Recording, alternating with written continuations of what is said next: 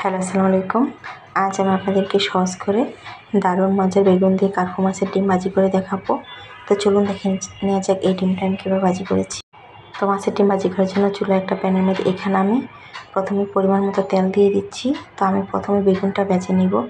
তো তেলটা গরম হওয়ার পর এখানে আমি এই দুইটা গোল বেগুনটা আমি কিউব করে কেটে ভালোভাবে ধুয়ে পরিষ্কার করে এখন আমি বেগুনগুলো দিয়ে দিলাম। সাথে এখানে আমি স্বাদ মতো লবণ দিয়ে দিচ্ছি আর সামান্য পরিমাণে হলুদ দিয়ে দিচ্ছি।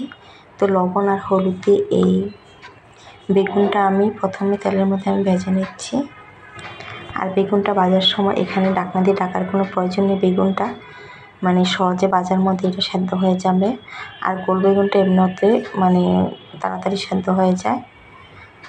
তো এই বেগুনটা আমি তেলের মধ্যে ভেজে নিলাম আর ভাজার মধ্যে বেগুনটা সেদ্ধ হয়ে গিয়েছে আর বেগুনটা আমার ভাজা হয়ে গিয়েছে। এখন বেগুনগুলো উঠিয়ে আমি একটা প্লেটের মধ্যে নিয়ে নিচ্ছি। তো বেগুনগুলো ভেজে আমি উঠিয়ে নিলাম। এখন আমি ওই প্যানের মধ্যে আবারও এখানে প্রায় 5 টেবিল চামচ পরিমাণে তেল দিয়ে দিলাম। এখন তেলটা গরম হওয়ার পরে এখানে আমি বড় সাইজের 2টা পেঁয়াজ কুচানো আর 4-5টা কাঁচামরিচ মাঝে দিয়ে ফালি দিয়ে দিলাম। তো পেঁয়াজ আর কাঁচামরিচটা আমি একটু হালকাভাবে একটু ভেজে নিচ্ছি।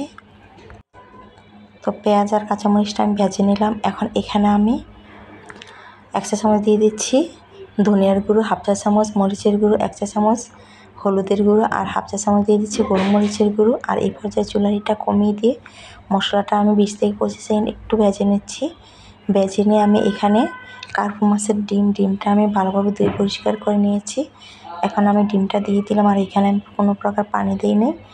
এখন এই মশলাটার সাথে আমি ডিমটা একটু ভেজে নিব। তো এই ডিমটা আমি যতক্ষণ কাঁচা থাকে ততক্ষণ এটা আমি ভেজে নিব। তো এটা আমি 5 থেকে 6 মিনিট সময় নিয়ে আর চুলার হিটটা কিছুটা বাড়িয়ে দিয়ে এই ডিমটা আমি ভেজে নিচ্ছি। তো ডিমটা একদম ভালোভাবে ভাজা করে নিতে হবে।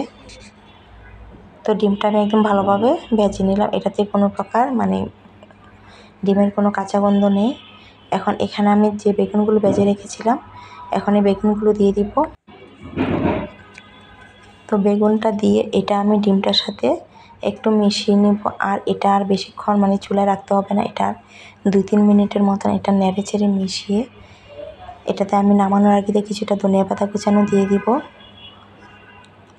তো আমার বেগুন আর ডিম ভাজাটা হয়ে গিয়েছে। এখন এখানে আমি একদম সামান্য পরিমাণে একটু চিনি আর কিছু ধনিয়া পাতা কুচানো দিয়ে দিচ্ছি। তো চিনিটা আপনারা চাইলে স্কিপ করতে পারেন। আমার কাছে একটু চিনি দিলে এটা খেতে বেশি ভালো লাগে। আর এখানে কিছু ধনিয়া পাতা কুচানো দিয়ে দিলাম। দিয়ে একটু নেড়েচেড়ে এটা আমি নামিয়ে আপনাদের পরিবেশন করে দেখাচ্ছি।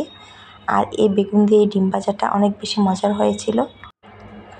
তো হয়ে গিয়েছে মাছের ডিম দিয়ে বেগুন ভাজার রেসিপি। আর এই রেসিপি যদি আপনার ভালো লেগে থাকে প্লিজ লাইক, কমেন্ট এবং শেয়ার করে দিবেন।